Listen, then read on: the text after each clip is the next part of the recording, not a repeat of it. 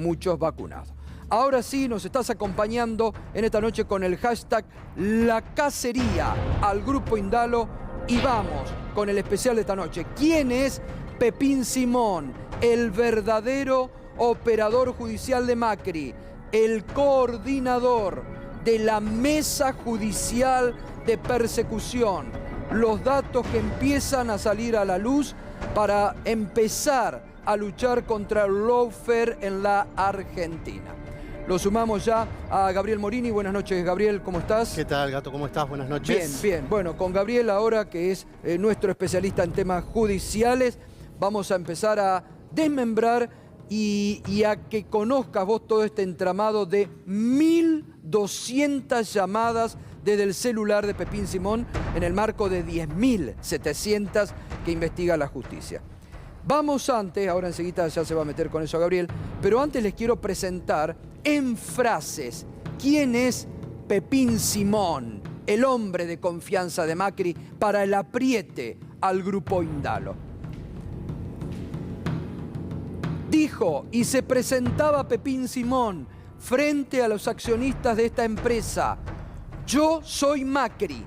Así se presentaba Fabián Pepín Rodríguez Simón, por ejemplo, en una reunión en el Palacio Dujó con Cristóbal López y Federico de Achával en enero del 2016. Porque acá no es verso ni piripipí. Todo esto está documentado. Todas estas reuniones están denunciadas en el marco de la investigación que lleva adelante la jueza Servini. En esta reunión, por ejemplo, en enero de 2016, Pepín Simón se presentó ante Cristóbal López y ante Federico de Achával y le dijo: yo soy Macri. Es decir, lo que él decía era la palabra de Macri, cuando empezaban los aprietes al grupo, ¿no? Así es, y cuando buscaban además reuniones con los empresarios del juego para que pagasen un impuesto adicional, pero a su vez se iban mezclando con poner a disposición los medios del grupo precisamente para lo que iba a ser una embestida. El 9 de marzo empieza esta historia precisamente por el lado de un mensaje de WhatsApp enviado a Joaquín Labugle, que era uno de los abogados de Casino, de los socios de Cristóbal López. En ese mensaje decía básicamente: prepárense para la guerra nuclear. Lo vemos, a ver, porque empezaban a apretar también a los socios comerciales de Cristóbal López. Acá le dice lo que decía Gabriel, Pepín Rodríguez Simón a Joaquín Labugle, abogado: negocia tus honorarios porque empezó la guerra. Como diciendo, aprovechá a cobrar porque después no vas a cobrar nada, ¿no? Ese era claramente uno de los mensajes iniciales, que era por WhatsApp.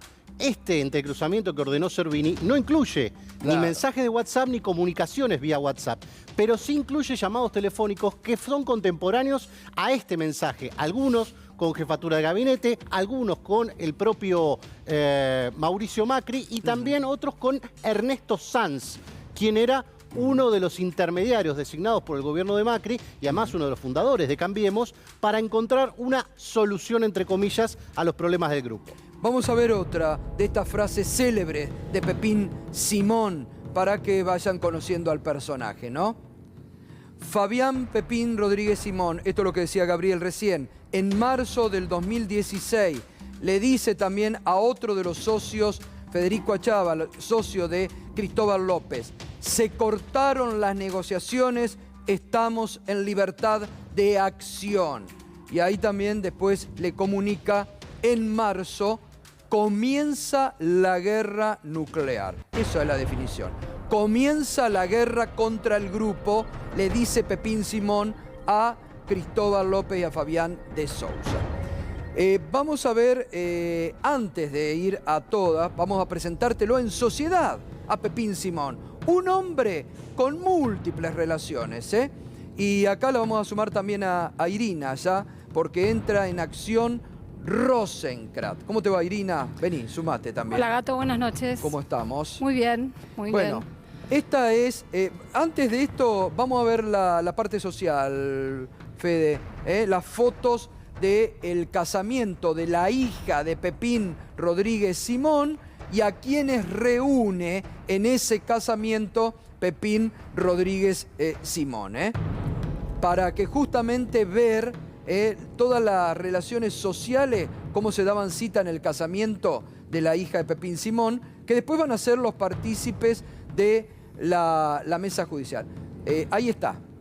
¿La podemos ver acá en la pantalla, por favor? Ahí está, mirá. Ahí está en esta... Bueno, ahí está, mirá. Es la mesa judicial en el casamiento de la hija de Pepín. Muy bien, claro. Es la mesa judicial en pleno reunida, bueno, de fiesta, ¿no? Bueno, en este mirá, caso. vamos a empezar. Acá se lo ve a él, que después vamos a contar las 59 llamadas. Carlos Rosenkrantz, presidente de la Corte en la fiesta de casamiento de la hija de Pepín Rodríguez Simón. Lopetegui, secretario de Energía. Allá atrás, Juan Manuel López, diputado Juntos por el Cambio. Allá, Mariana Zubik, la denunciadora serial, íntima amiga, prácticamente la secretaria de Pepín Rodríguez Simón junto a Carrió. Fernando Sánchez, el secretario de Carrió, también otro denunciador, parte de la pata de Pepín Rodríguez Simón. Miguel Gutiérrez, expresidente de YPF, Bernardo Sarabia Frías, el abogado de Macri, ex procurador de Tesoro, y José Torello, parte de la mesa judicial y que va a tener muchos llamados con Pepín Rodríguez Simón. Te agrego, Gato, que, perdón, Sí. casi todos estos son contactos frecuentes, según el informe de la Dajudeco. Bien. Sarabia Frías fue un hombre muy importante en la mesa judicial, fue el procurador del Tesoro que sucedió a Carlos Balbín. Y que bueno, que era un hombre influyente también en este juego. Lo mismo, Fernando Sánchez también participaba y Juan Manuel López tenía una participación. A Lopetegui se lo veía mucho por la Corte Suprema. Claro. Rosenkrantz sentado ahí al lado. Bien. Bueno, ahora sí, vamos a la línea de tiempo para ver quién es quién, ¿no? Ahí, si ustedes van un poquito más para atrás, ¿sí? Primero la otra, a la anterior, a la que habíamos aquí. Fíjate vos, todo esto es muy importante que lo vean. Vamos a mostrarlo al pleno, ahí al pleno. En el medio está Fabián Pepín Rodríguez Simón, que hasta ese momento ostentaba un cargo de director de YPF, pero que después lo ponen como una especie de delegado de loterías de la ciudad de Buenos Aires para cobrar y para tener algún tipo de representación. La pata judicial con la que tenía relación directa estaba allá. Germán Garabano, ministro de Justicia. Horacio Rosati, que también aparece en los llamados.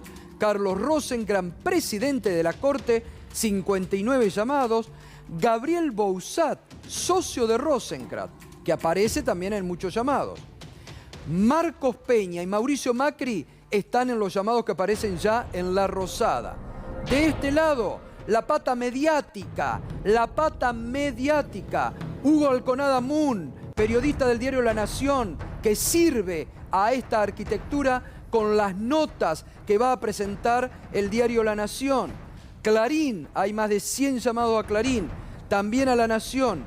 Mariana Zubik y Fernando Sánchez, secretario de Elisa Carrió, los Lilitos, denunciadores seriales, amigos personales de Fabián Pepín Rodríguez Simón. Y los tapados, acá, Gabriel, vos me dirás quién, Miguel Maxwell de Deloitte y Matías Romero Sapiola, empresario. Empecemos con Maxwell, que es una de las grandes sorpresas del informe de Dajudeco. ¿Por qué?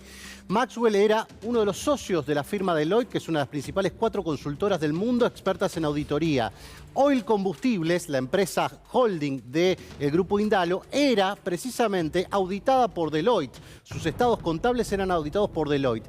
Parte de las observaciones que habían hecho la auditoría de Deloitte precisamente terminan sirviendo de base para la redacción de lo que iba a ser la denuncia de AFIP y posteriormente el armado de la causa Oil Combustibles de la mano de Gerardo Policita. Pero aparte de todo eso, lo que se descubre acá es que había un contacto directo de Pepín Rodríguez Simón, de su teléfono al teléfono de Maxwell el 22 de enero de 2016, cuando todavía no se sabía nada públicamente del caso del Combustibles, pero teóricamente tampoco estaba siendo trabajado dentro de la AFIP, que dice que se da cuenta a partir de la nota publicada en La Nación, a partir del día 11 y a partir del día 13 de marzo de ese año.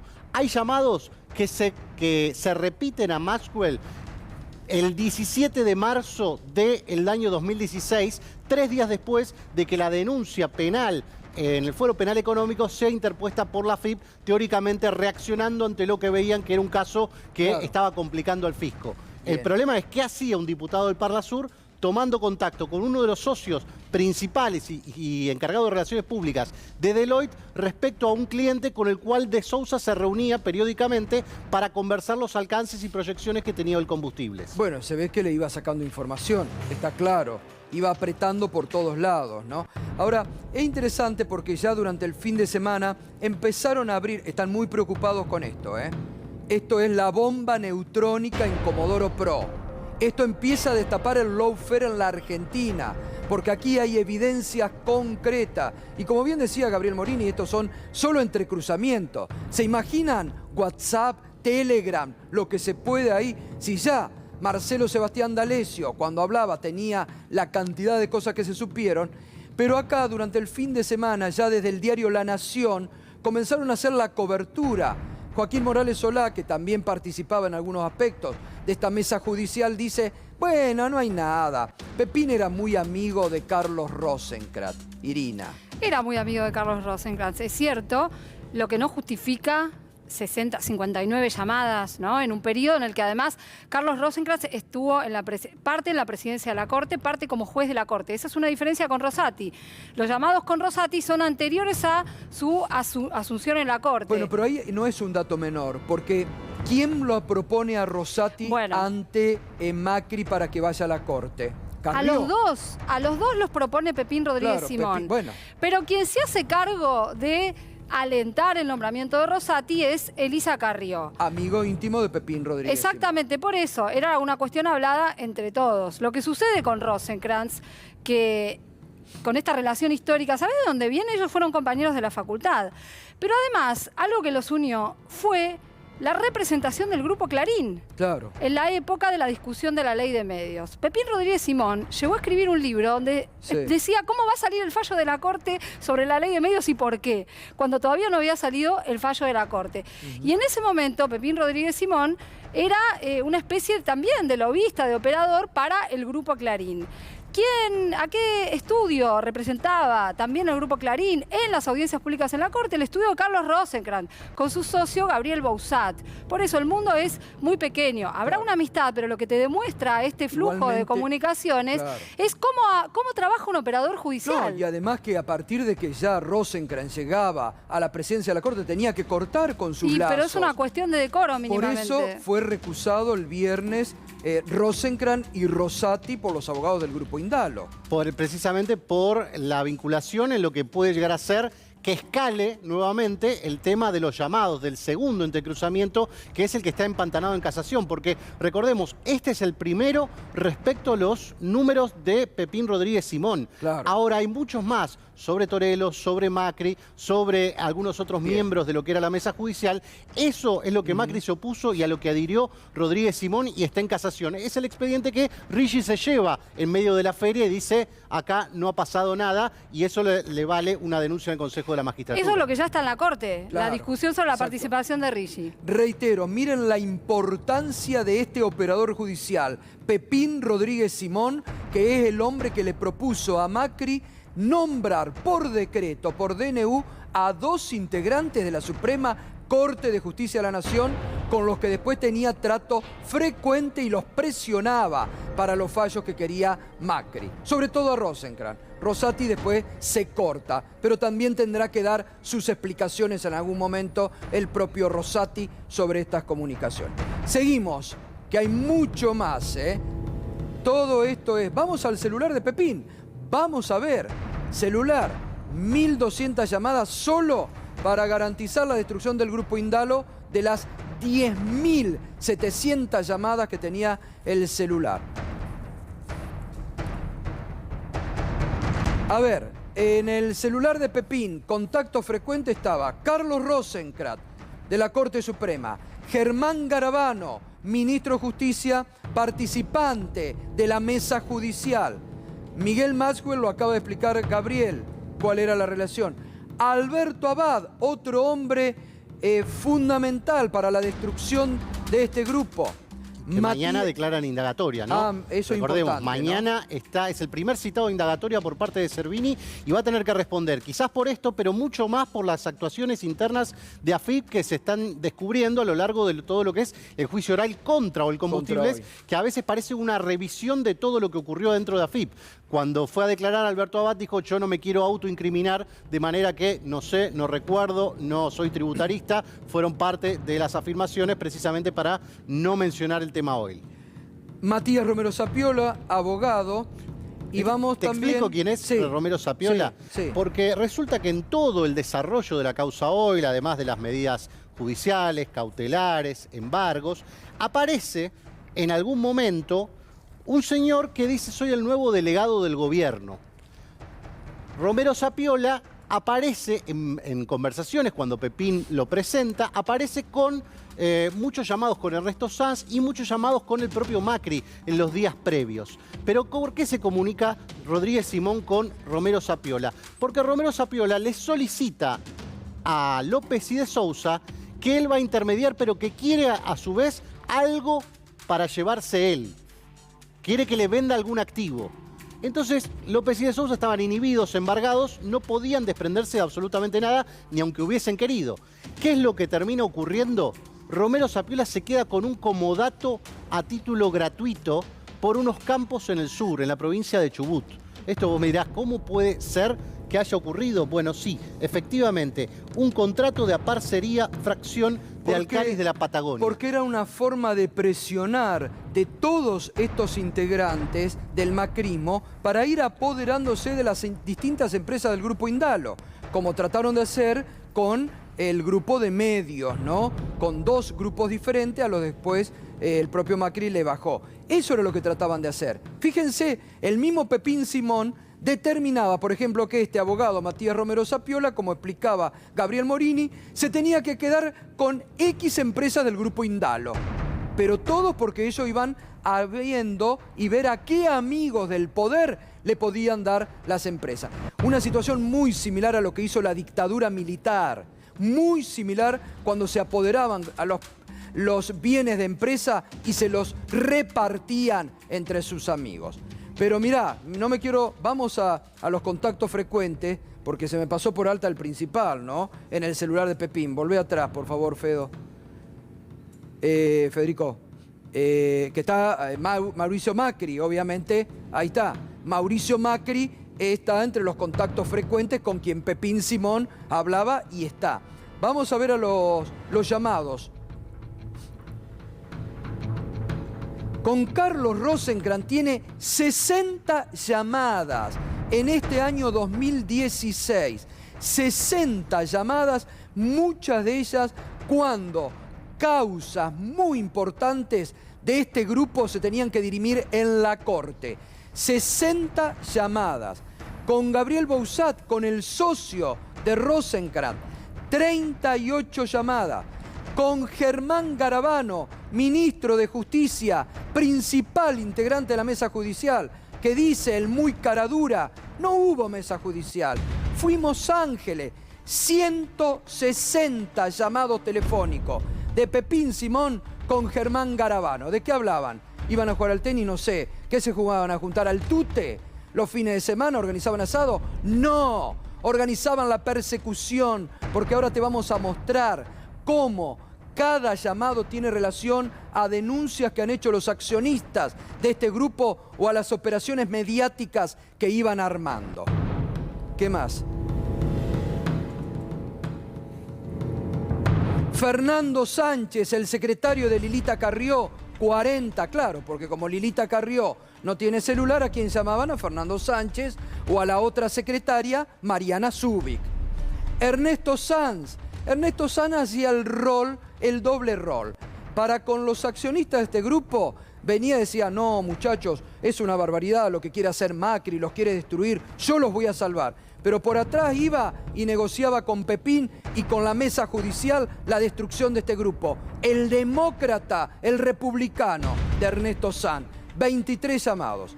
Horacio Rosati, 17 llamados, juez de la Corte.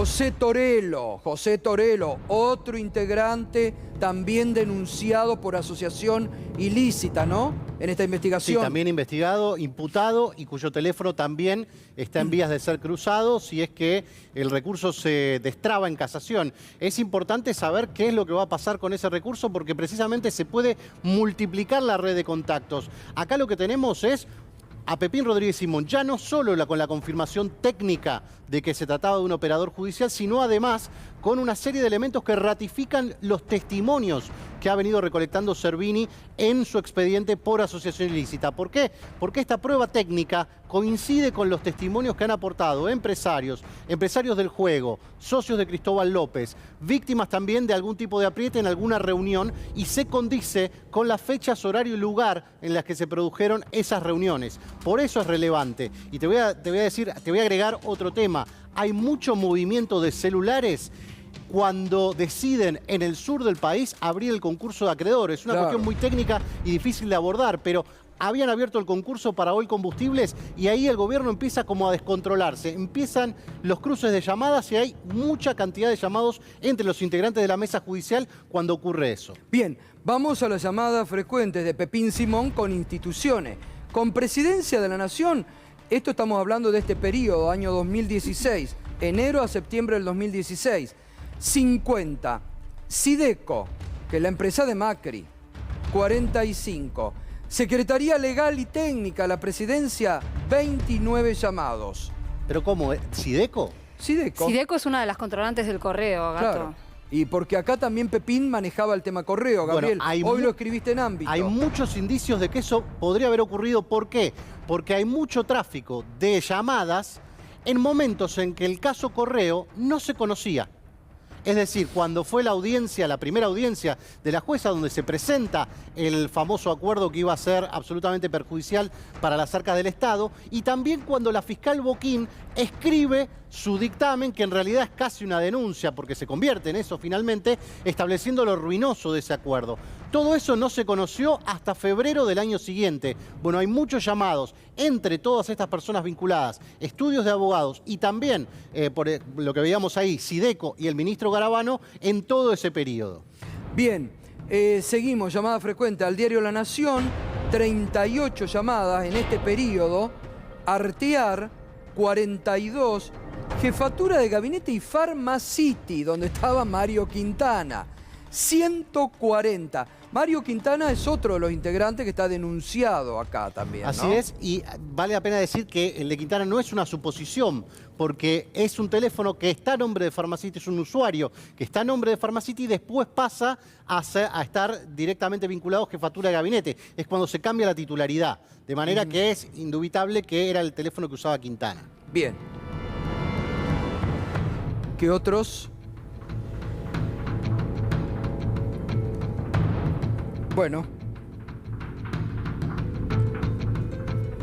Vamos. Acá, Gato, lo que hay que tener en cuenta, Pepín Rodríguez Simón, Fabián Pepín Rodríguez Simón, en los papeles, era esto, era un director de YPF y era un representante en el Parlasur. Era diputado del Parlasur, cobraba como director de YPF, pero después, esto es muy importante, la Lotería de la Ciudad lo nombra como una especie de coordinador, le dan un puesto para que vaya y negocie con, como lo decía Gabriel, los socios de Cristóbal López en Casino de Buenos Aires porque querían sacarle también eso. Así que tenía 3 cargos diferentes. Bueno, ¿no? de hecho, el famoso mensaje de la declaración de guerra tiene que ver con el momento en que él advierte y presiona para sacarles a los empresarios del grupo Indalo el juego, sobre todo en la ciudad de Buenos Aires. Pero vamos a ver cómo Pepín Simón era el arquitecto de toda esta mesa. Chicos, jóvenes compañeros, si se corren un poquito para atrás, así vemos la pantalla, aprovechar múltiple, mostrarla completa para que la sociedad y la gente tenga dimensión de quién estamos hablando y cómo coordinaba Pepín Simón. Mirá, la pata judicial, Germán Garabano, ministro de Justicia. Horacio Rosati, ministro de la Corte. Carlos Rosenkrantz, presidente de la Corte. Los llamados con Pepín Simón, no estamos inventando nada. Gabriel Bouzat, socio de Rosenkrantz. Atención, porque también hay llamados a Guillermina Rosenkrantz. Guillermina Rosenkrantz. Era la hermana de Rosenkrantz. Parece que en algún momento, era el teléfono para hablar con Pepín Simón. En La Rosada, la parte política, Marquitos Peña y Mauricio Macri, que eran los que capitaneaban la mesa judicial del gobierno.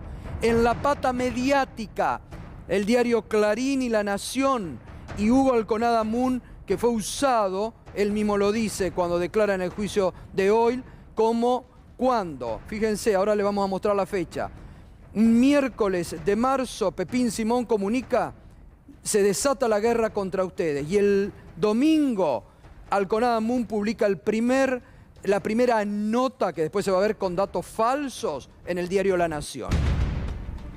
Los Lilitos, secretarios de Carrió, Fernando Sánchez y Mariana Zubik, amigos de Pepín Simón, y los tapados, Miguel Maxwell de Deloitte y Matías Romero Sapiola. Todo esto, reiteramos, todo esto forma parte del expediente judicial por asociación ilícita que está manejando la doctora María Servini, una jueza a la que el macrismo residual no pudo parar, y el próximo mayo, ¿cuándo? 26 de mayo. 26 de mayo, si no es que no piden un anticipo, porque a ver, este hombre ha tenido mucho poder.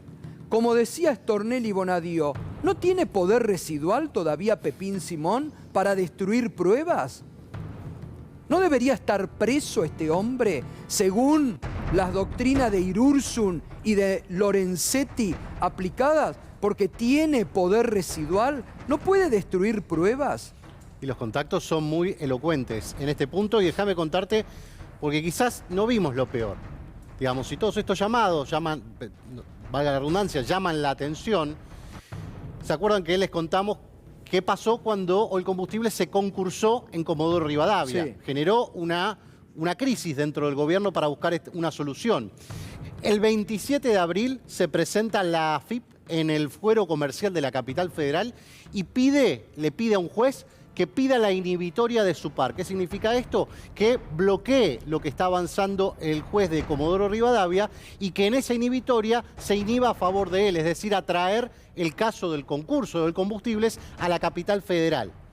Pero ocurre ¿qué cosa? El 18 de abril de 2016, o sea, días antes de que se presente la FIP, y después el 25 de abril de 2016, Fabián Pepín Rodríguez Simón desde su propio celular llama a la Cámara Comercial, al teléfono de línea de la Cámara Comercial, donde todavía no se sabía nada de Oil Combustibles en la capital federal, pero que iba a ser finalmente el lugar de erradicación del concurso preventivo de acreedores que deriva finalmente en la quiebra. Es decir, este hombre que vemos, director de YPF, también asesor del presidente, pero por sobre todas las cosas, parlamentario del Mercosur, llamaba desde su teléfono a la Cámara Comercial días antes de que la FIP se presente y mucho antes de que la causa del combustibles llegue a ese lugar. Bien, ¿me recordás, porque esto también es importante, en la búsqueda que hacían de sacar empresas que pertenecían al Grupo Indalo para dárselas a sus amigos? ¿Quién era Romero Sapiola? Matías Romero Sapiola. Matías Romero Sapiola es un ex Newman que se presenta como un intermediario, facilitador, gestor para encontrarle alguna solución al grupo y a su conflicto con el gobierno. Como hace el empresario Rosner, ex Newman, cuando intenta quedarse con los medios del Grupo Indalo. Exacto, pero acá estamos en los albores del año 2016. Claro. Todavía estamos muy cerca de la fecha donde empieza todo. Romero Sapiola se presenta y dice, bueno, no, yo necesitaría un adelanto de honorarios, de alguna cuestión, para que ustedes me transfieran a mí parte del activo. López y de Sousa estaban inhibidos por el juez Ercolini con medidas cautelares y también con embargos, de manera que era imposible que se desprendieran de ningún bien por más que quisieran. Bueno, Romero Sapiola terminan firmándole precisamente en una de las fechas que figura en esta acta notarial, que les ceden en comodato por 5 años parte de unos campos de Alcalis de la Patagonia y de Ganadera Santa Elena, que eran 2 empresas integrantes del grupo Indalo. Así aparece este personaje que hoy por hoy detenta ese comodato, está haciendo usufructo de ese comodato con todos los papeles que habían firmado en su momento. Nos estás acompañando con el hashtag La Cacería, lo que coordinado por Pepín Simón, el macrismo, hizo contra este grupo y las pruebas que empiezan a salir a la superficie. Todo lo que estamos diciendo está declarado en la causa judicial, porque todo esto los accionistas de este grupo lo han declarado ante la justicia y se empieza a comprobar con esta explosión de llamado. Y con esta frase, por ejemplo, que Pepín Simón les dice a Cristóbal López y a Federico de Achával en enero del 2016, en el Palacio Dujó: yo soy Macri. Así se presentaba Pepín Rodríguez Simón. Yo soy Macri, como una verdadera mafia. Actuaron para la cacería contra este grupo. Vamos a la línea de tiempo. Ahí, 9 de marzo. Comienza la guerra, le dice Pepín Simón por WhatsApp. Pepín Rodríguez Simón, 9 de marzo del año 2016, a poco de haber asumido el gobierno Mauricio Macri. Le dice Rodríguez Simón por WhatsApp a La Bugle, que era abogado de el grupo Casino, de la gente de Rodríguez Achával y Cristóbal López. Empezó la guerra contra Indalo.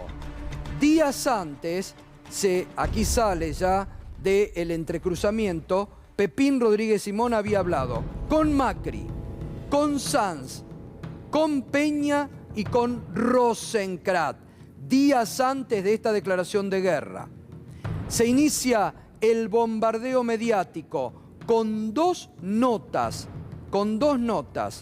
que ahora las vamos a ver, Y Pepín comienza a hablar con Jorge Greco, secretario de medios del gobierno de Macri. ¿Para qué? Para coordinar con la pata mediática cómo era el ataque al grupo Indalo. El 13 de marzo, Carrió, la amiga de Pepín, pide investigar la denuncia periodística contra Cristóbal López. Ahora te mostramos la denuncia periodística. Fíjate vos todo cómo está diagramado, 9 de marzo, Pepín avisa: empezó la guerra contra Indalo. El 11 de marzo, el diario La Nación saca las primeras notas. El 13 de marzo, ¿qué hace Lilita Carrió? Toma la nota de La Nación y se presenta a denunciar ante la justicia. El 14 de marzo, denuncia penal económica. Esa semana, Pepín retoma su vínculo con Maxwell de Deloitte. El 18 de marzo, rápido, Abad, la AFIP, allanamiento al grupo Indalo, que es un allanamiento a todas las empresas, televisado en directo, con toda la patrulla de Patricia Bullrich, todo. Y la AFIP solicita medidas cautelares contra el grupo. Todo a raíz de la declaración de guerra que había hecho Pepín Rodríguez Simón, comunicada por mensaje de WhatsApp a uno de los socios de Cristóbal López, diciéndole: empezó la guerra contra Indalo. Vamos a las notas. Primero el tuit del periodista Alconada Mon de La Nación el 11 de marzo del 2016, 12:25, Hugo Alconada Mon participaba de la pata mediática de esta operación. Se viene una noticia que sacudirá todo. ¿Cuál era la noticia? Pongamos ya. El 11 de marzo, el divorcio empresario del año. Cristóbal López se separó de su socio histórico, rompió la sociedad con Fabián de Sousa, por lo que el grupo Indalo comenzó así a desmembrarse. En los próximos días comenzará un proceso para dividir al gigante económico. Esto no era tan así. No, de hecho no lo fue, pero sí sirvió de excusa para que la AFIP empiece a presentarse a hacer esa famosa denuncia que prepara el lunes a primera hora y que teóricamente redactan en un lapso de 3 horas en el despacho de uno de los principales directivos de AFIP por insolvencia fiscal fraudulenta. Ahora hay un problema de esto, hay un problema grave con esto. Cualquier decisión por la ley vigente requeriría que el máximo acreedor, que en ese momento era la AFIP y lo siguió siendo, prestase su conformidad a que esto pase. De manera que el argumento de que esta nota fue el disparador para que la AFIP tomara cartas en el asunto, resulta que fue al revés. Parecía que la nota era la que permitía a la AFIP presentar la famosa denuncia del 14 de marzo. Denuncia que, después de los allanamientos que realizó la jueza María Verónica Straquia, terminó desestimando. 3 meses después lo terminó desestimando diciendo esto de lo que lo denunció la AFIP no tiene nada que ver. Se la mando a Julián Ercolini porque puede haber delitos federales. La historia es por demás conocida como siguió después. Pero acá viene la nota 13 de marzo que desencadena todo. La de Hugo Alconadamun, la famosa mentira de los 8.000 millones que hasta el día de hoy siguen, pero que se empezó a caer en el juicio contra Oil. Cristóbal López no pagó a la AFIP 8.000 millones durante el kirchnerismo. En los últimos 4 años el empresario patagónico no abonó el impuesto a los combustibles, así financió la expansión de su emporio, ahora en problema. Esto era mentira, esto es lo que se está comprobando ahora en el juicio a Oil, que llamativamente estos medios han dejado de cubrir. Han dejado de cubrir, ya no les interesa ir todos los jueves porque se les está cayendo a pedazos la gran mentira que hicieron. Y vamos a ver lo que a partir de la pata mediática, a partir de estas notas decían. De todas las investigaciones, ¿cuál es la que más te gustó? Probablemente los 8.000 millones de pesos de ilusión fiscal del empresario patagónico Cristóbal López. Claro. ¿Usted tomó conocimiento que hubo una pericia que se realizó en esta causa donde justamente desmiente esa información? No. Señor. La deuda que usted menciona aquí sobre 8.000 millones de pesos, ¿sabe si era deuda exigible? No lo sé. ¿Usted sabe, en el caso específicamente del primer plan, a marzo del 2016, cuánto se llevaba pagado de ese plan? No, ignoro. No. Esto último que veíamos era Hugo Alconadamun ante el tribunal del juicio a Oil, donde pasó un verdadero papelón. Mire, Carlos Beraldi preguntándole en el juicio a Oil al autor de esta nota. Mire lo que respondía. ¿Usted sabe cómo comercializa sus productos Oil Combustibles? En sus artículos usted hace referencia a que Oil Combustibles vendía sus productos al público, aparentemente, por lo que surgiría de ahí. ¿Es así? Ahí tiene un ejemplo es un error que cometí. Lo definí como agente de percepción o agente de retención, y en realidad no lo es, sino que tiene una calificación sujeto obligado de la... ¿Las personas a las que usted consultó nunca le explicaron esto? Increíblemente no. No más preguntas, señor juez, ¿no? Vos que seguís este juicio todos los jueves, lo de Alconada, bueno, que fue bastante flojo de papel, ¿no? Y es que arrancó con el peritaje de la Corte Suprema, que es prácticamente indiscutible porque además fue unánime.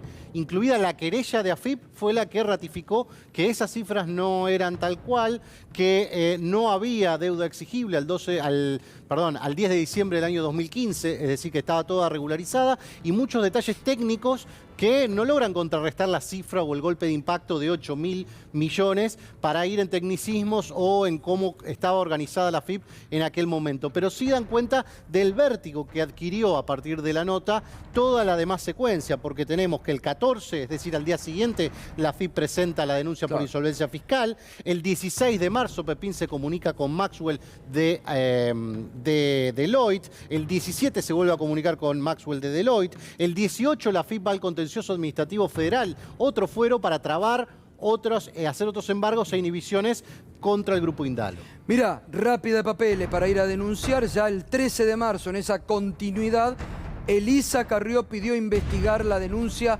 contra Cristóbal López y Ricardo Echegaray.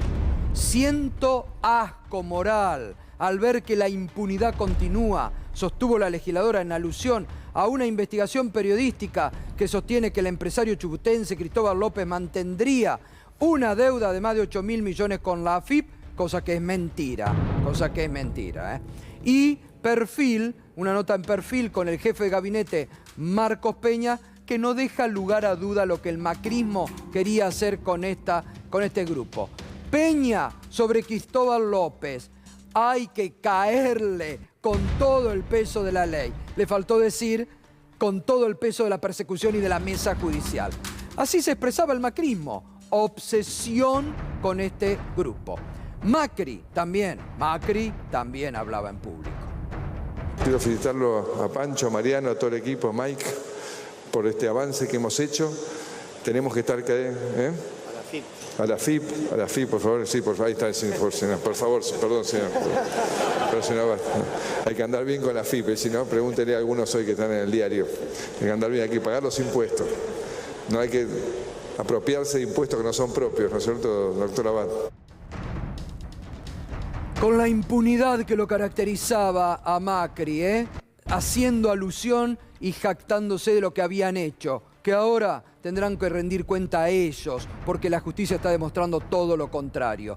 Y esto solamente es la punta del iceberg. Esto, las llamadas con Pepín Simón, es mucho documento, Irina, porque, a ver, muchos dirán, como ya empezaron a decir el fin de semana, bueno, son llamados, pero prueban mucho. Mira, lo que prueban principalmente, hay que ver qué delito hay acá. Probablemente a través de esta reconstrucción de coincidencias entre hitos de la investigación y los llamados de Pepín Rodríguez Simón, es muy probable que sí se demuestren algunas de las maniobras que están denunciadas en la causa. Más allá de esto, la explosión de llamadas que aparece en el celular de Rodríguez Simón, vinculado con personajes del mundo judicial, sin lugar a dudas, te muestran y te corroboran cómo se mueve un operador judicial. Exacto. De primera línea, digamos, ¿no? Alguien que está ocupándose de todos los principales temas de agenda en ese momento del gobierno de Mauricio Macri, con quien, bueno, tenía una vinculación igual anterior. Prueba y probablemente pruebe mucho. Aparte, hay que decirlo, la jueza Servini, el llamado indagatoria, lo basa en este entrecruzamiento. Totalmente. Gabriel, mañana lo vamos a seguir porque hay mucho más para seguir desnudando. Esto son las pruebas, las primeras pruebas para luchar contra el lawfare en la Argentina.